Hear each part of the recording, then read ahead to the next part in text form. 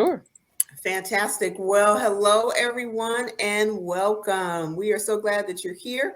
Either you're going to be watching it with us as we bumble our way through doing our first live stream, or you'll watch it later and you'll still watch us bumble through our first live stream. We're really excited about that. We're excited to be back. Yes. Um, it has been a moment for a variety of reasons that we're going to talk about. But first, we just want to take a moment and just to thank you for the work that you do.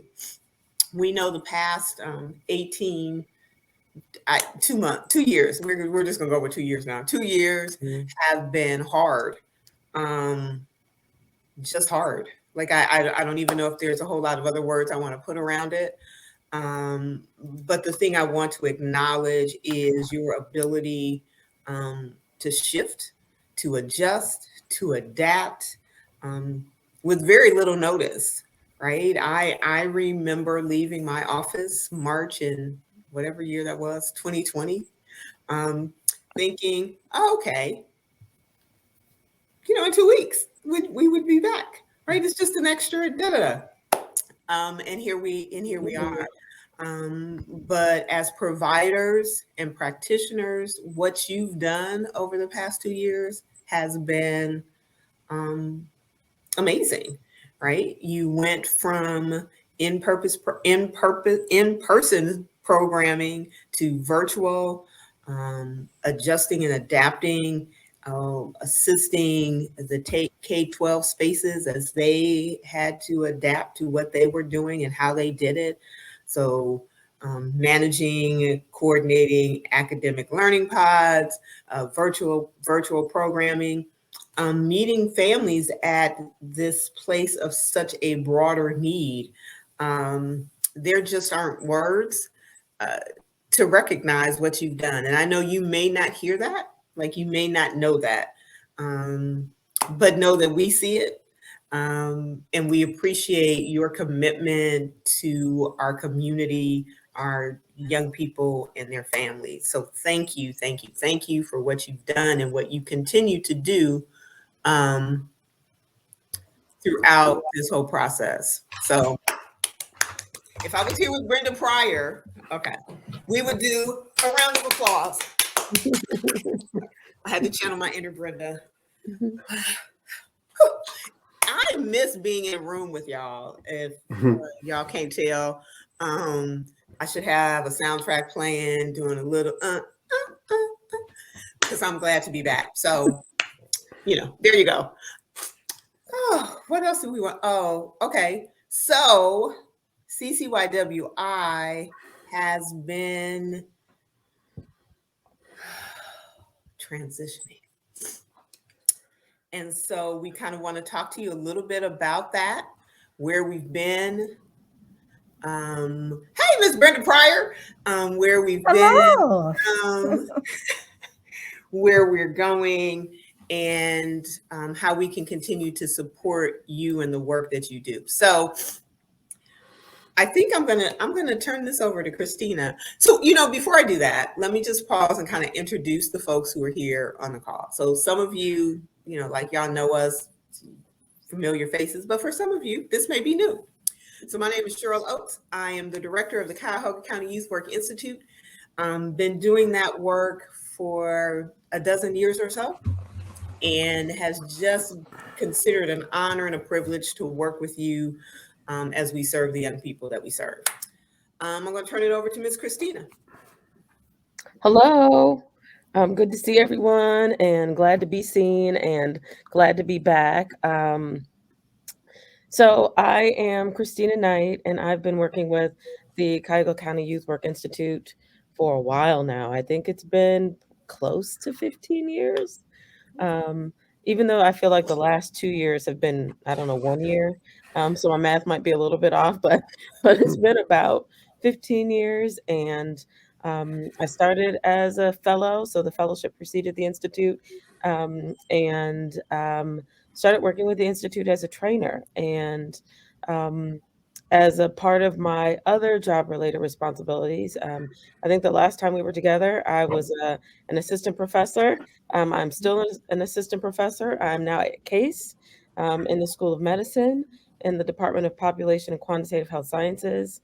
I'm also now the associate director of the Master Public Health Program, and I'm a faculty affiliate at the PRC, which is we'll talk about in a little bit, but that is now where the Cuyahoga County Youth Work Institute is located. So when Cheryl mentions transitions, there have been a lot of transitions, including the transition of the institute to the PRC. So the PRC, I'm actually a faculty affiliate there.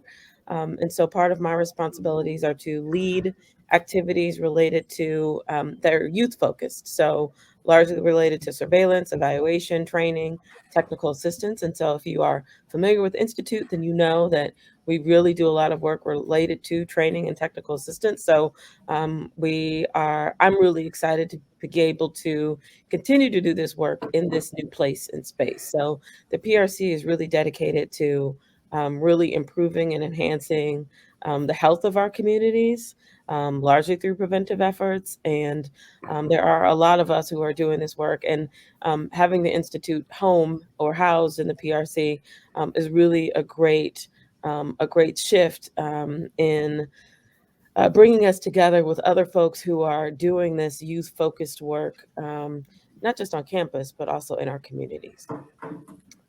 Cool So beans. is that a good overview? Is that like Yeah, that's like, yes, whatever, whatever you want to say about yourself is what you say about yourself. yeah. And so we have Sarah. Sarah's a new addition to our team. She Yay! is, yes, she is part of our administrative. But before I turn the mic over to Sarah, I just in this moment want to make this public acknowledgement of Christina Pinker, who was with us until this last spring.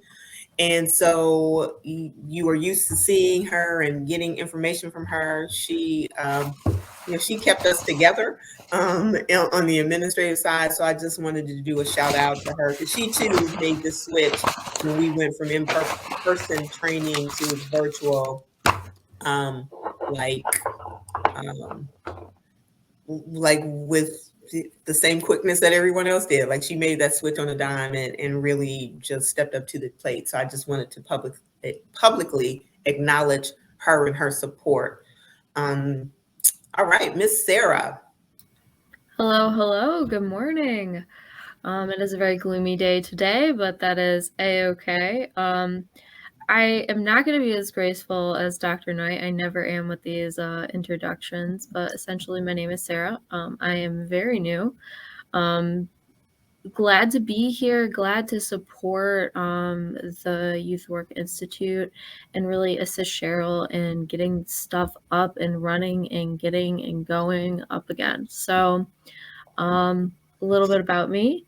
I just finished my public health degree. I got a master's in public health with social behavioral sciences at Kent State University. So I am a newbie to the field, but I do love youth work and mental health work. So yeah, that's a little bit about me. If you have any questions, please feel free to ask, but I'm always bad with these introduction things. So thank you. That was great. It was great. So we have two of our facilitators. We have a core facilitators that we have used throughout time, and we've had some that have come and go and flow in and out. But with us today, we have Brenda Pryor and Ralph Pittman. You know the others, Ben Zimmer, Honey Bay Bell, who are notoriously busy. Like I feel like Honey is the hardest working person in America. Okay, Cleveland. So the fact that she's not here is definitely understandable. But anyway, I want to give Brenda and Ralph an opportunity to kind of jump into the conversation and say whatever it is they feel led to say. Brenda, we'll start with you. How about that? Okay. Good morning. I hope that everyone is finding this day with joy and excitement as I am. I am delighted to be here and have been a part of CCYWI since its inception. It's a blessing to always help to move the work and to transform people, transform lives, and to impact youth and families. And I'm so thrilled that that this transition is happening and that the work will be continue to go. So thank you for listening. All right. For those of you who have had a training with Miss Brenda, I'm going to take this as her turn down version today, because we know that, it's like that. All right, Mr. Ralph.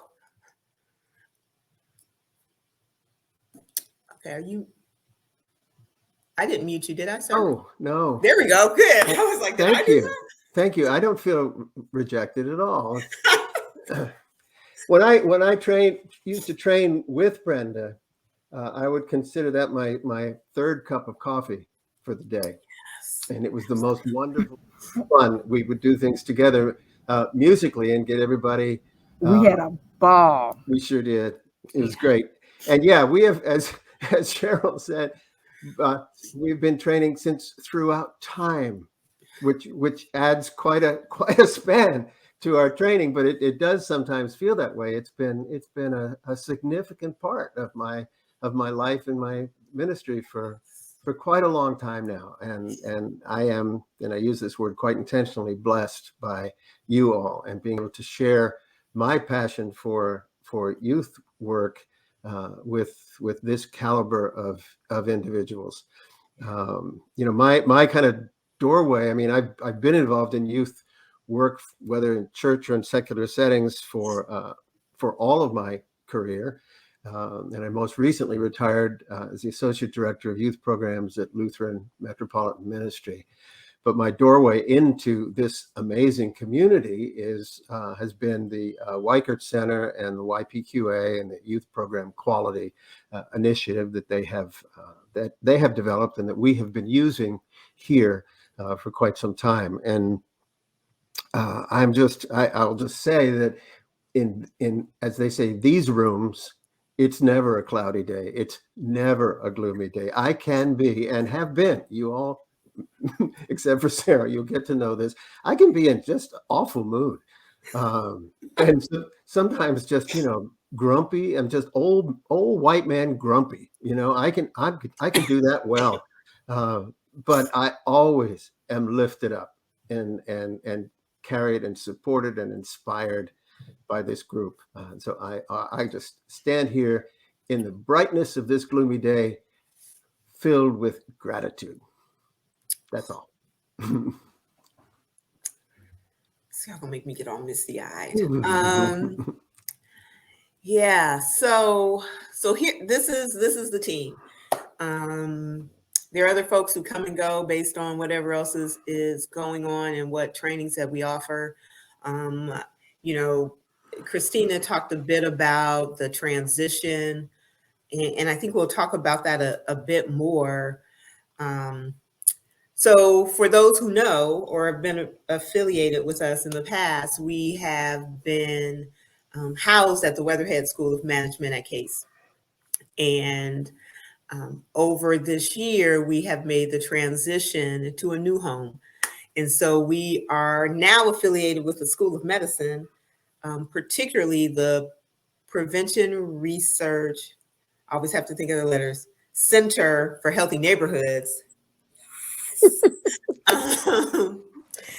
And as we talked and thought about it, Christina and I, we just felt like it really was this, it made sense for the direction in which our work was going and the direction in which her work was going, that these places, that these entities, projects, initiatives, whatever you want to call it, came together because there's just some ways that we can have different kinds of conversations as we move toward collective goals.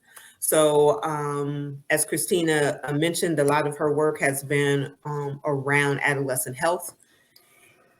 Our trainings over the past, I would say 3 years or so, have added more and more elements that are about adolescent development and health, particularly around the notion of mental health, brain development, and how those things matter in the way that we do our work, right? Some of that we intuitively know and do. But it's always good to understand that there's this underlying reason that we do what we do, and that it's really tied to adolescent development, healthy development. Maybe I'll add that phrase to it. So I feel like I was supposed to say something else about it, but I don't know what else I'm supposed to say right now. So Christina, I'm sure there's something else. I'm sure. No, I think you've covered it. I think that, to be more explicit about what's occurring that shifts our focus on health. I think we have changed or added a bit of a different focus, more so on mental health. And that's the result of the Institute being awarded a federal grant from the from SAMHSA, which is the Substance Abuse and Mental Health Services Administration, right? Sorry, I tried to say that both at the same time and it didn't come out right. But SAMHSA is the federal agency really that leads initiatives across our country related to substance use and mental health. And so we've received a grant, and it's called a Mental Health Awareness Training Grant, to implement programming for the Institute for youth work in Cuyahoga County. And it's interesting when we were putting this grant together. Oh, and Honey is on. Yay! Hey, Honey. Yeah, we're live. We could just change in the middle. We can somebody else came in the room. We could just do that. So She can't hear us. I don't think she can't hear us yet. She can't hear us? No. Oh, that's not me, right, though? like I'm looking at my screen. Wait, did I do that? Well, Cheryl, something we have to. Oh, you got, because my camera, I just searched why it's not recognizing my camera. And it says that if StreamYard doesn't list, in other words, it says try to come in through a different browser. Oh, okay. So there's some things like that. Now I have to figure out what that means, but okay. But So that apparently is not Honey's problem. Yeah. Honey, can we hear you? Can you speak to us? Yes, I can hear you now. Okay. Yeah. So we're gonna go on, Christina, and then I'll come back to Honey. Yeah. Okay. So we got the federal grant from SAMHSA. You'll see that we're going to be doing some additional trainings. We actually started these trainings pre-COVID, so you'll see us doing more mental health first aid. We're going to add in some crisis de-escalation training. We're going to be introducing a new fellowship. There will be more information about that to come, and we're really going to be working to support out of school time programs with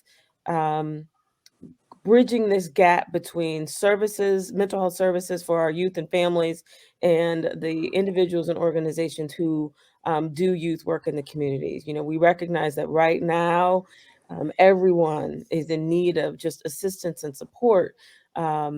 And so we really want to work to bridge that gap. And so the funding that we've had allows us to do that. So it's 5 years of funding, which is great. So you'll see these things being rolled out over the next 5 years. So if you see us, we're obviously, we've got some new people, we're in a new place, and we're doing some new things, right? But it also means that we're only able to do these new people, new places, and new things because we've had such a great history of existing work. So we're just going to continue to build and grow on, what we've done, and, make things just a little bit bigger. So I just look forward to everyone joining us for that process. Thank you. Wow. So when I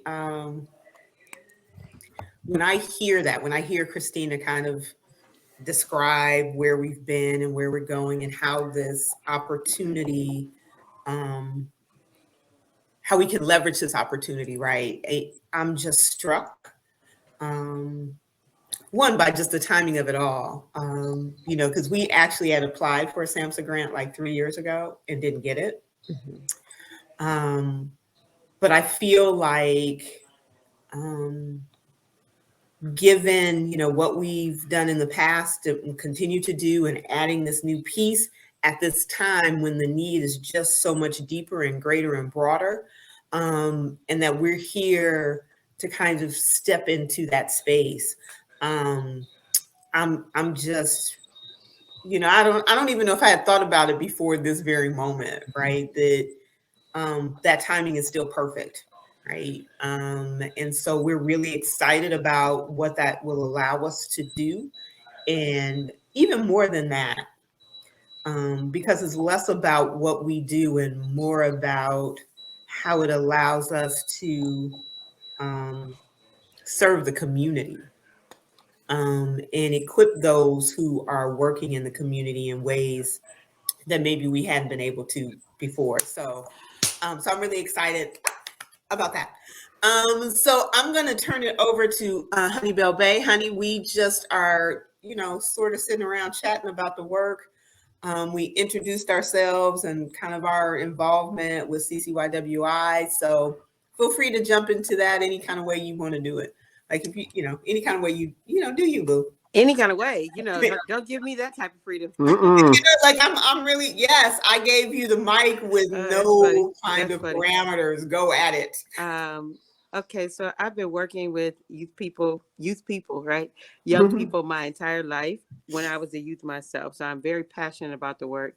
When I hear Christina talk about these gaps and I'm doing this work every day, I'm just sitting here. When you hear it and you hear from a place of passion, it's not just that rote memory doing the work, that time to make the donuts, time. But when you hear the passion behind, we're going to look to solve some of these gaps. And I'm on the front line every day seeing it, even as a person providing some of the training. That's exciting for me. COVID just changed the nature of our work. It did. I was definitely one of the people stalking Cheryl on the virtual piece. I was a stalker. Like, I got to get this. Let's see. Because I knew people still needed so much support in this virtual world. And I was just excited about creating so many different virtual platforms for people to still get service. And now with all these unknowns and variants and this and that, just to hear that we are ready to be flexible despite what's coming, despite what is, that's just exciting to me and exciting to hear that our work is being supported. I definitely didn't know it was 5 years. So to hear that, I'm like, yes, absolutely. I knew the passion, to some regards, the pain of the shift and the transition. So that made it even more, it makes it even more special for me to be a part of this team. When transition feels good, most time change doesn't feel good. This change feels good. It feels good to me. I was excited, even with a staff meeting that I got sneak back into. I was excited to say, yeah, I need to make sure I step on because I just love the direction of the team. And I know the passion and the hearts behind what we are going to collaboratively put forth. So I'm just excited to be a part of that and all of my, artistic flavor that I usually do things with. So thank you for having me back. I just look forward to all the ways that we're going to reach community. Cool. I am so glad that you were able to step out. I appreciate that. I know that, like I told folks at the beginning, that I knew your schedule was busy, so you may or may not be here. So thank you for making that sacrifice to pop in for a bit. Stay however long you are able. We're just glad to see your smiling face. Thank you, team. We're just glad. So I'll see you guys in a bit. Okay. Bye, honey. Our first meeting. Thank you. So we're back, right? That's what we've been talking about. We are back. And so we've got some upcoming training dates. And so we're doing this a little bit different, right? So that's what these 2 years have been about, doing things differently. So the registrations are live. I will give you the link to Eventbrite in a moment so you can find that and kind of go. But there's a video component with the training that you get to watch at your leisure before you come to the training space, where we're going to have then some conversation around what was in the video, how do we apply that to our work? And, how do we apply it to our work today, given the fact that we're in a pandemic, given the fact that we are in person, hybrid, virtual, that young people, families are also in this experience with us.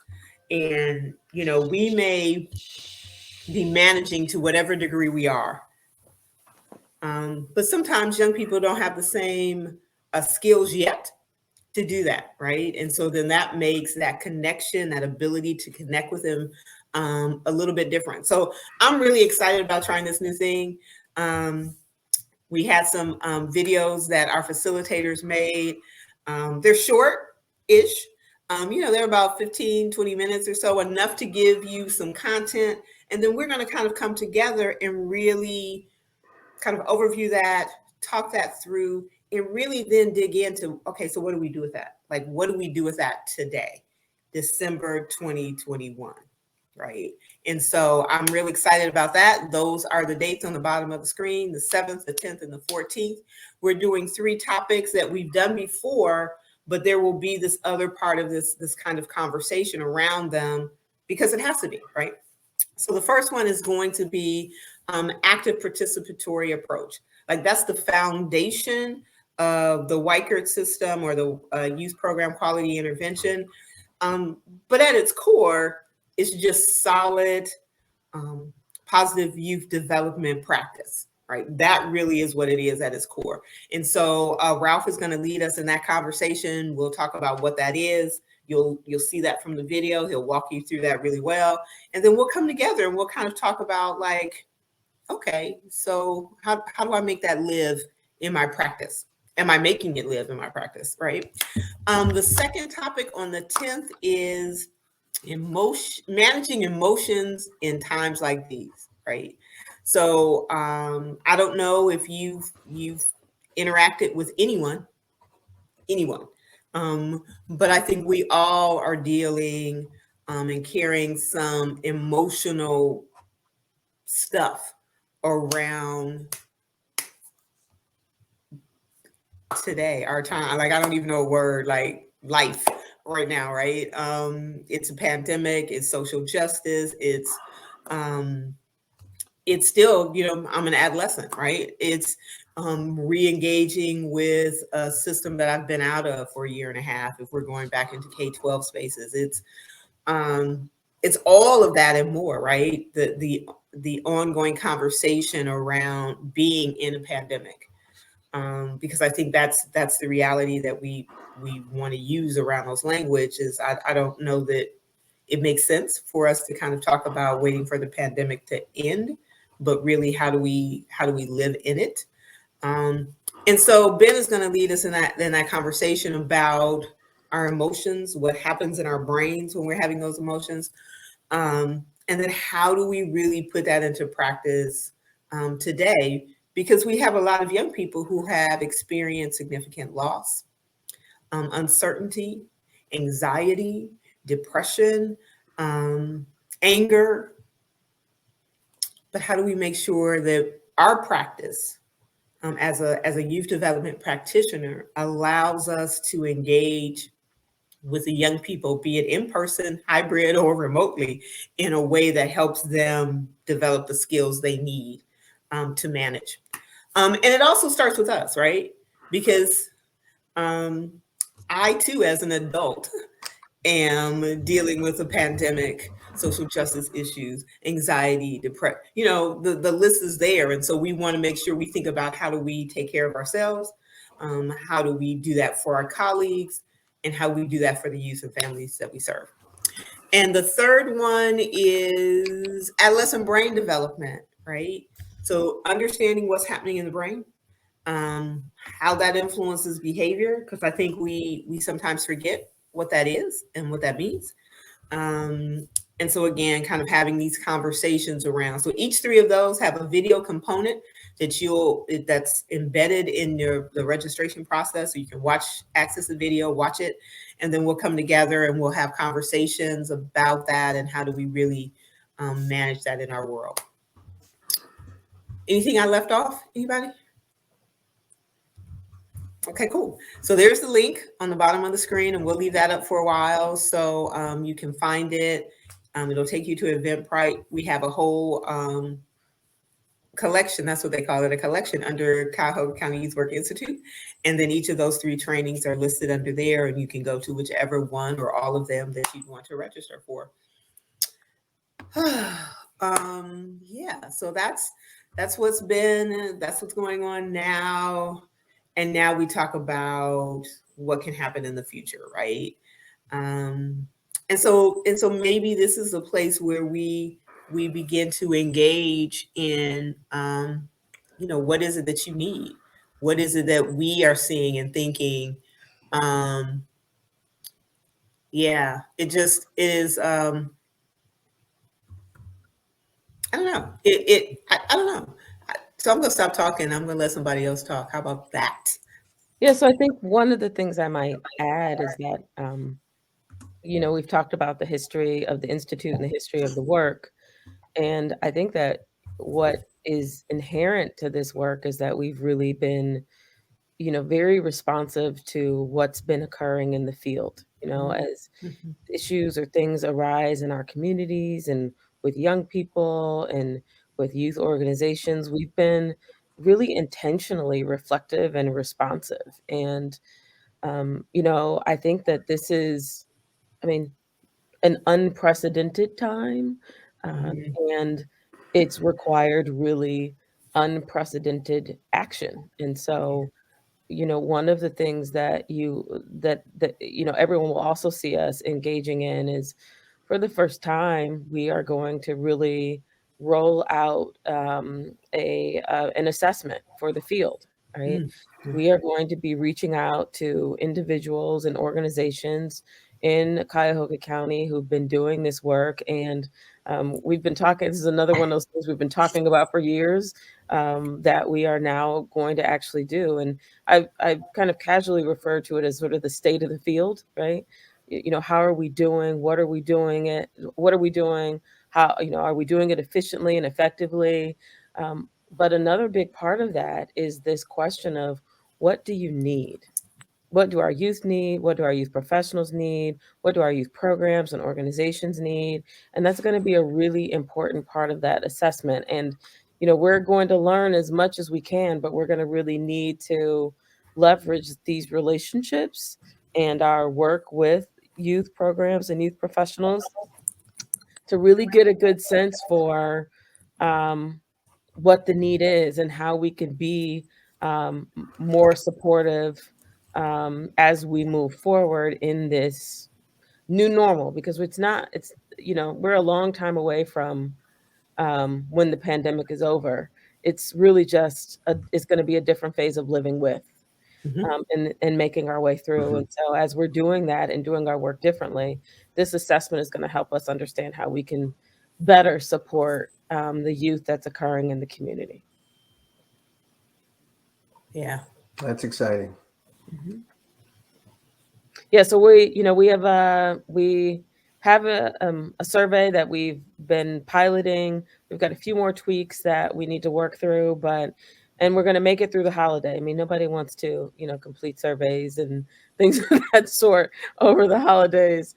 And then we've got to make it, back into our spaces post holidays, where we're doing, really doing a lot more of this work. So you can probably anticipate seeing this assessment roll out in February, and you'll see us doing a lot of marketing and recruiting and trying to really draw people in to complete it.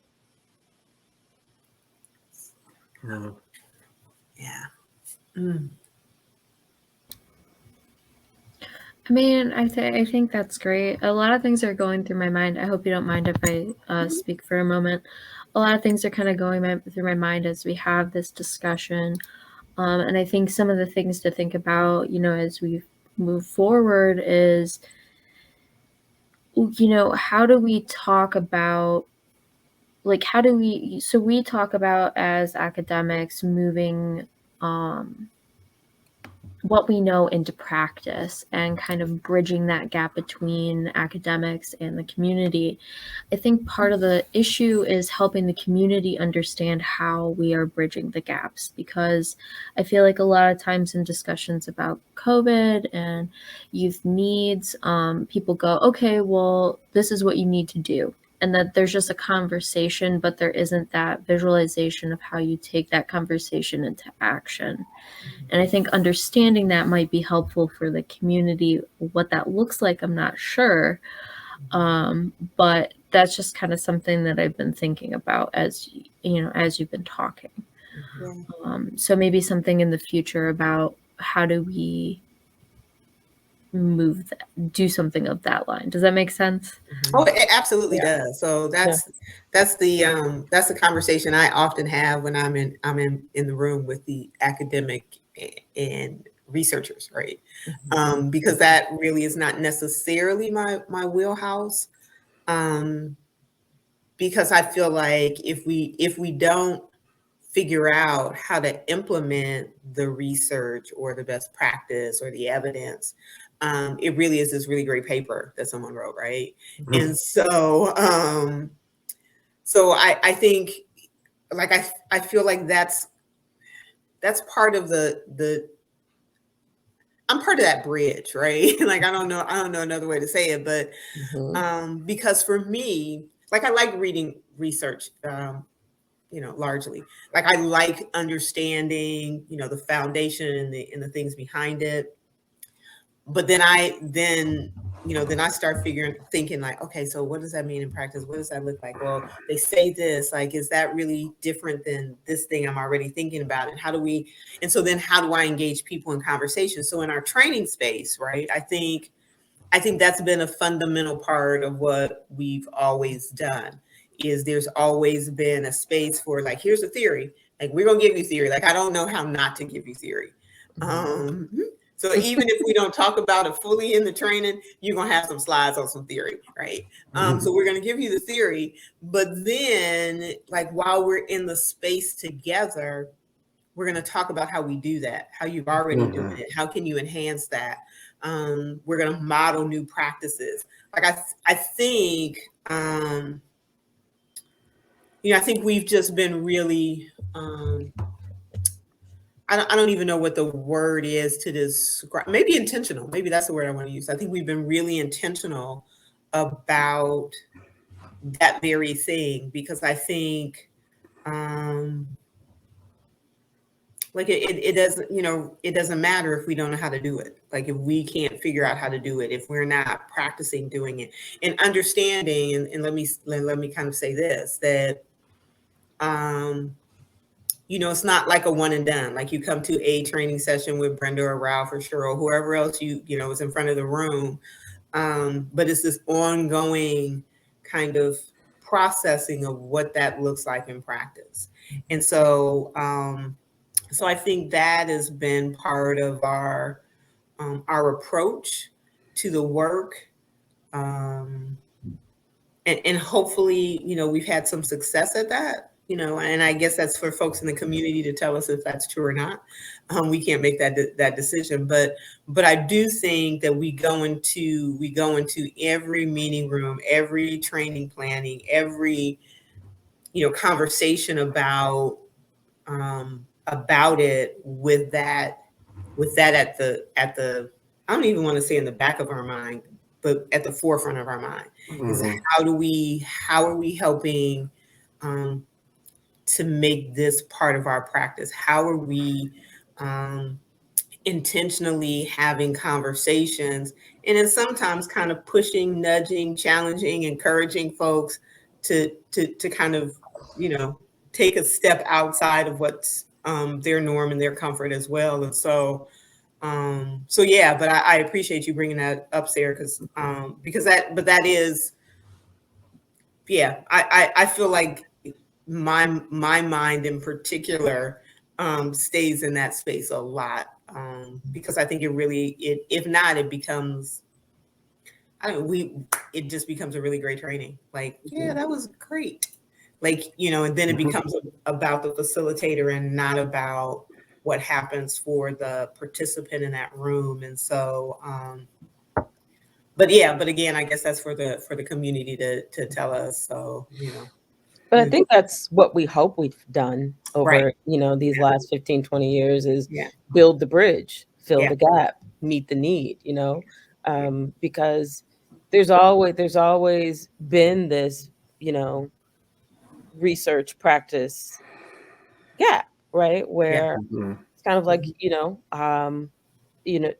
there are folks who really go in and observe and collect data and get the research, and then it is our collective responsibility to um, figure out, how to improve and inform our practice, right? And it is not now, nor has it ever been enough to just do research and say, okay, I published my paper and be done with it, right? It has always been a responsibility. Now we've done it better and sometimes and worse than others, but I have been so not amazed. I don't think amazed is the right word, but maybe it is at what's occurred during COVID, because it's really challenged the way we thought we needed to do things. Yeah. Maybe even what we thought we knew about youth work and youth practice.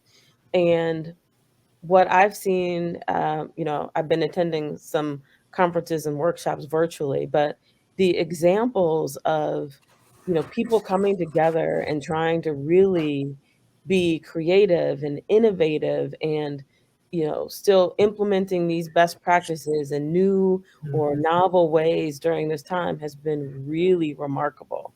And it's been collaboration and leveraging resources and having trusted relationships and finding ways of everyone getting their needs met in this sort of collaborative process. It's just been so nice to see. Yes. And so, I really look forward to what that means for us moving forward, because someone said the other day that one of the unintended benefits is we've been thinking we had to do things a certain way for such a long time, because this is what we know and this is how we do things and this is the way our world works. And this event just kind of threw that on its head. And so now we're in this space of like thinking about what's possible in different ways. And that can be it can be a little scary, but man, that could be a great place of possibility, you know? So I'm really excited about that. And all of these things coming together at this time for me is a moment of real possibility. And I think that's really exciting. Now, it's something that's just in my mind as you all are talking. The Weichert Center has modeled this for a long time. They ran their summer institutes and practiced what they were the hunches that they had. When I started getting training in this, I thought it was just for point of service people. I thought it was just, skill development. And then, I get deeper and deeper and I bump into, Charles Smith, and I realized, oh, wait a minute, this is a research tank. The Perry preschool movement. These are a bunch of PhD thinkers who say things that I have no idea what they're talking about because they're just pure, like Charles Smith, pure researchers.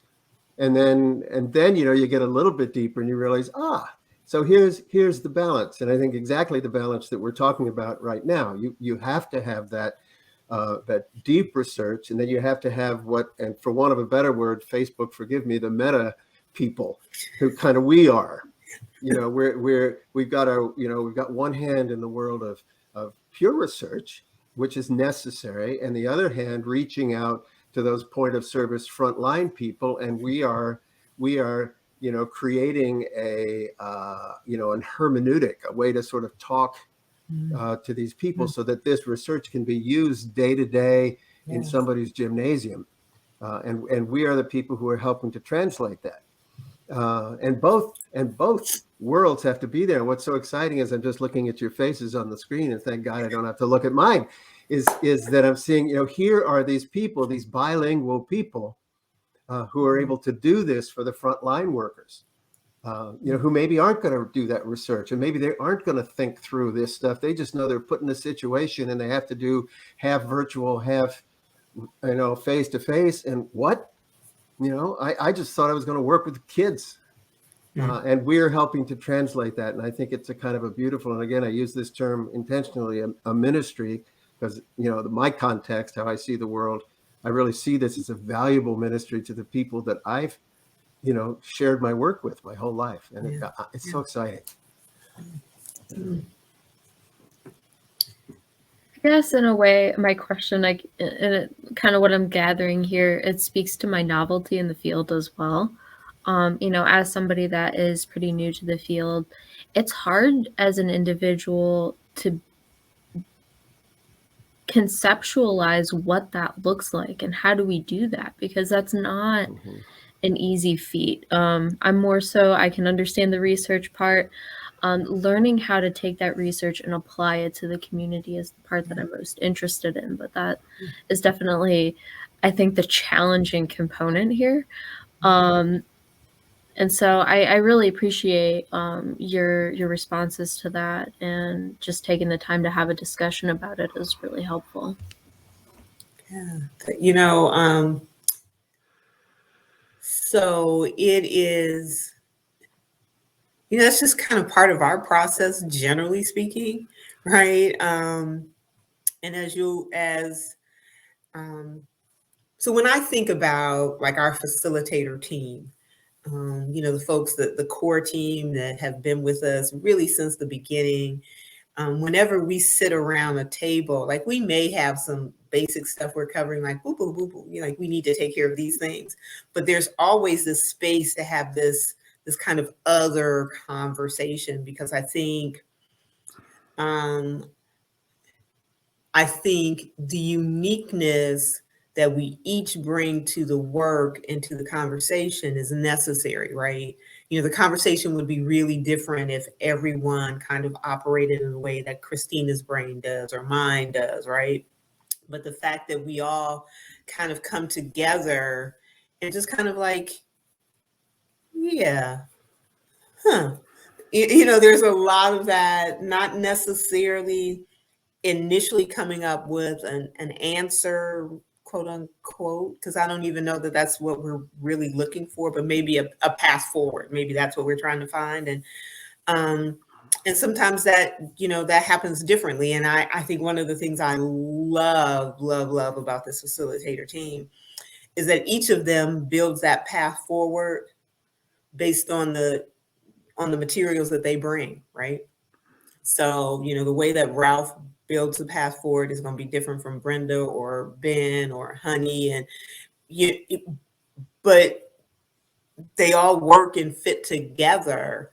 And it's important that they all have that different approach to it, right? Like I don't want everyone to be the same, because I think that lessens the power and the possibility of the collaboration.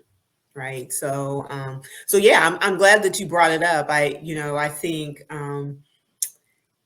we're used to just kind of diving in, because as Christina has said, like we've kind of been doing this with each other for, over a decade. So we just kind of go in there. But it causes us to kind of pull back and like, oh, well, let's talk that out a bit more, because there's someone new to the group, like who doesn't have, the benefit of that 10, 12, however many years, depending on who you ask and what day you ask, because it's anywhere from 10 to 15 years history, right? And so that really causes us to pause and really think about that more clearly. So I appreciate you kind of jumping in the fray, so to speak, and bringing it up and just kind of talking it through. And feel free to do that, not only within the context of this conversation, but as we continue our work together. And even if you then move on to go do something else, like, we're here. Right. So I think that's the other beauty. I think that's one of the things I love about, it's one of the more enjoyable parts of the work, is just kind of getting to have conversations either within the context of a training or one-on-one with someone. Part of our work has always been to to be a resource for the field, for the practitioner, for the organization, for, you know, whoever. And so we are always willing to kind of jump into these conversations, you know, with anybody for any reason. Let's go. We'll talk it out. Let's just, you know, let's kind of jump in there. And so, so I hope that continues. Like as we talk about, you know, this new place of possibility, this new opportunity, you know, where all the stars have aligned and like we're here, like okay, what are we going to do with this, and what, like just the potential of that. So yeah, so we'll be having a lot of those, like just random conversations with people, because we too are envisioning what we continue to add to the path that we're building in the field, right? Yeah. And, you know, I feel like no one really leaves. We all just kind of move through this work in different ways over time. You know, when we all think about where we started with it. I mean, like the Hotel California? Kind of, yeah. In my mind, it's like, I think there's a line in that song that's like, what a lovely place. Yeah. What a lovely place. That's Yeah, right. what a lovely place, And right? you can check out, but you can never leave. Yeah. Absolutely. Maybe that'll be our next tagline. Yeah. Well, yeah. Wow. So was there anything else on our list we needed to touch I don't think base so. on? No, but Share? does, after being exposed to us, does Sarah need some healing prayer today? No, I'm good. Okay, good. I'm good. I'm excited though. I really am. It's nice to be in a space with so much experience, you know, and to be able to listen to you all talk about the work that you've done and what that looks like. It's really beneficial to me as somebody who's kind of just starting out. Even though I've been in Cuyahoga County pretty much more than half my life on and off. Like I'm from the area, but sort of everywhere in Northeast Ohio. And it's just it's so nice to be on a different side of that, you know, and start to learn about, you know, how do we help the community and what that looks like. So I'm just very grateful to, you know, be here and listen to all of you talk. So I do appreciate it. Thank you. Really, thank you so much. It's great you're here. Great. So our time is winding down. Don't So say we that to a have- man my age. Okay, you know. I need more coffee. We've successfully made it through a live stream event. Great. I will imagine we will do this again now that we know it wasn't really that challenging to do. Yeah, well, and once we know that we actually did record it, because we're not really 100% sure that happened. So, you know, we'll keep you posted on that.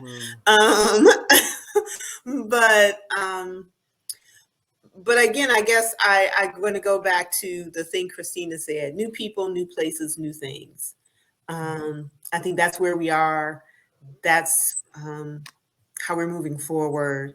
And we really, really are excited about the possibilities and the potential. So we hope you stay with us. For those who have been with us throughout, you know, these past, you know, years, come on back. We're still here. We're still doing the work. We're still here to support you in your work. If you're new to us, jump on in. The water is fine. Come on, and it's a lovely place. It's a lovely place. We won't tell you can't check out, but you know, it's a lovely place. We're glad that you're here and that you'll be part of the work, and that we get to be part of your work. I will throw up our email. What is my case? On the screen, and we'll leave that up for a few minutes. Nope, that's a different one. There we go. So if you have any questions or want to email us or want to make sure you're on our mailing list, send an email there. We will get you added. We have our Facebook page, which hopefully is where you're watching this, or will when we, post the recording. Feel free to put questions there, but the email is probably the most efficient way to get in touch with us. And I don't know. We'll see you soon. Yeah. We'll see you soon. Like next week, December 7th, 10th, Yay. 14th. Those are our 3 training dates, 7th, 10th, and 14th. We hope that you stop by to be engaged in these conversations about how we continue to do the work and do it in, times like these. And I'll have my camera fixed by then because I am beautiful.